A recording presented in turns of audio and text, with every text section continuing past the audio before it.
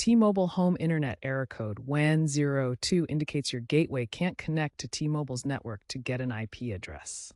This is usually due to WAN, DHCP, or general internet setup issues. Key causes include weak 5G signal, especially in rural areas, SIM card problems like improper insertion or deactivation, gateway malfunctions such as overheating, or network congestion. The first steps: restart your gateway by unplugging it for 30 seconds. Check your signal strength via the T-Mobile app, aiming for 3 to 5 bars. Ensure your SIM card is securely inserted. If these don't work, consider it may be a network side problem. If basic steps fail, reset network settings in the T-Mobile app or gateway web interface. For weak signals, try repositioning your gateway near a window. Consider external antennas for improved signal capture, especially if you're in a fringe area.